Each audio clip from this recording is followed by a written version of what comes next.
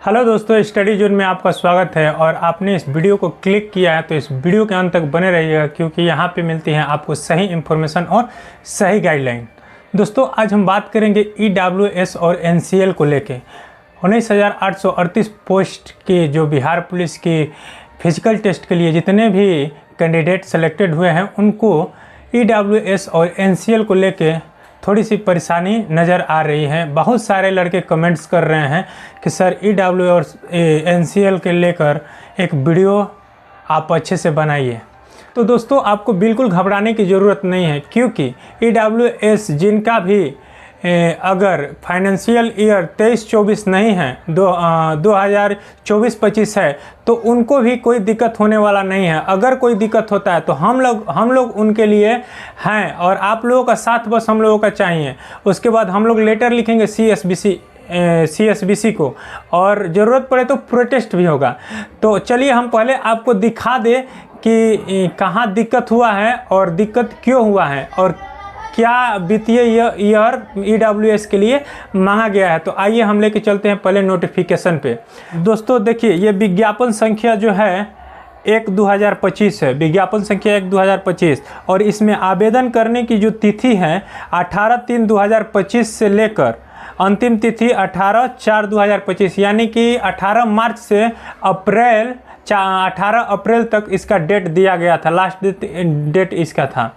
और इसी के बीच में क्या दिक्कत आया है कि जो लड़का, यानी कि जो 1 महीना का टाइम मिला था फॉर्म भरने के लिए, तो मतलब हाफ टाइम में डिवाइड हो गया था। यानी कि 15 दिन जो था 31 मार्च के पहले मिला था, और 15 दिन जो मिला था 1 अप्रैल के बाद। अब जितना भी लड़का 31 मार्च के पहले बनवा लिए है EWS और फॉर्म डाल दिए हैं, तो उनका EWS का वित्तीय ईयर जो है ना दोस्तों, वो 2023 से 2024 दिखा रहा होगा। और 1 अप्रैल के बाद जिनका बन के आया है EWS और वो फॉर्म भरे हैं, यानी 1 अप्रैल के बाद 15 दिन में जो फॉर्म भरे हैं लड़का अपना सर्टिफिकेट EWS बनवा के, तो उनका वित्तीय ईयर जो फाइनेंशियल ईयर है वो 24 से 25 दिया होगा। तो यही दिक्कत हो गया है। अब आपको हम नोटिफिकेशन में आइए दिखाते हैं कि वित्तीय ईयर क्या मांगा है, फाइनेंशियल ईयर EWS का क्या मांगा है। तो देखिए, हम यहाँ आपको ले चलते हैं। देखिए, ये तृतीय चरण में आपको दिया हुआ है दस्तावेज सत्यापन। अब इसमें थोड़ा हम मतलब फिजिकल टेस्ट के दिन क्या क्या डॉक्यूमेंट लगेगा आपको लेके जाना है। देखिए, फिजिकल टेस्ट के दिन ही आपको साक्षरता यानी कि एजुकेशन सर्टिफिकेट, आरक्षण दावे आदि के संबंधित दस्तावेज आपको लगेंगे। तो उस दिन आपको क्या क्या लेके जाना है? एक फ़ोटो युक्त आपका कोई भी पहचान पत्र लेके जाना है। पहचान पत्र में आपको आधार कार्ड, ड्राइवरी लाइसेंस, मतदान, कोई भी मतदान यानी वोटर ID कार्ड हो रहे तो लेके जाइए। जन्म तिथि के लिए आपको मैट्रिक का एक सर्टिफिकेट जो आपके पास रहता है, मैट्रिक का सर्टिफिकेट लेके जा सकते हो, वो मांगा है। और इंटर की सर्टिफिकेट मांगा है। इंटर की सर्टिफिकेट दोस्तों, उस पर मार्कशीट नहीं होता है, ध्यान रखिए। कॉलेज से अगर आप लोग नहीं निकाले हैं तो निकाल लीजिएगा।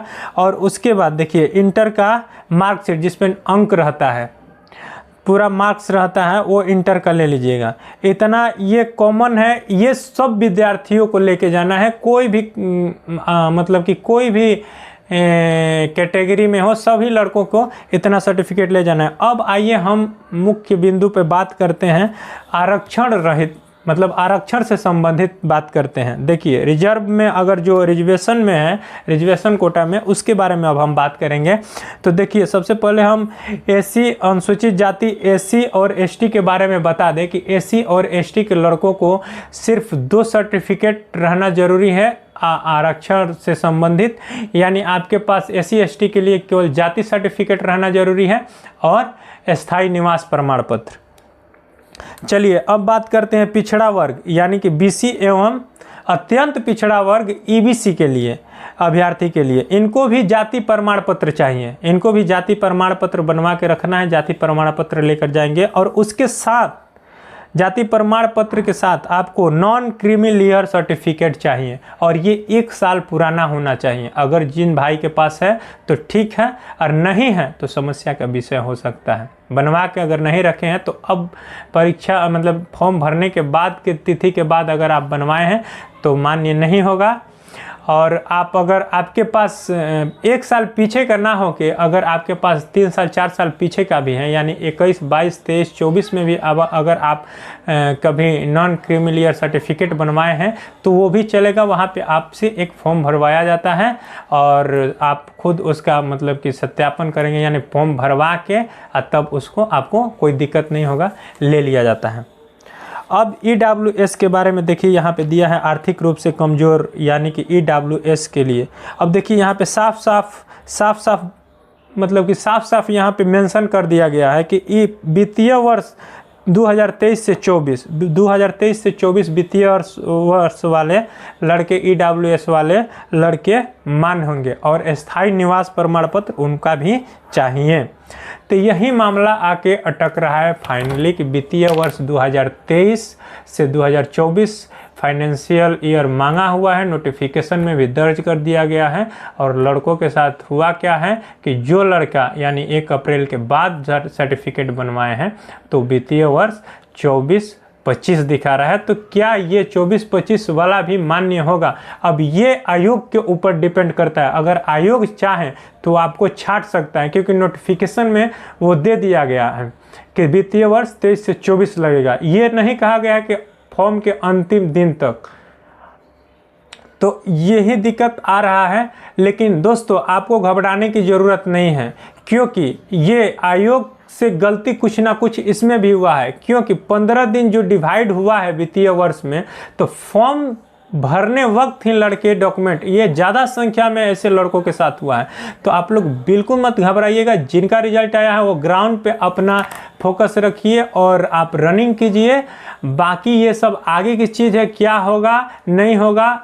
अगर ज़्यादा संख्या में लड़का रहेंगे तो हम लोग हैं, हम लोग उसके लिए आवाज़ उठाएंगे। आप भी हमारा साथ दीजिएगा। तो आप लोग बिल्कुल निश्चिंत रहिए। जिनका फाइनेंशियल ईयर 2023 से 24 है तो वो उनके लिए ठीक है। अगर जिनका भी फाइनेंशियल ईयर 24 से 25 है तो उनको भी घबराने की ज़रूरत नहीं है।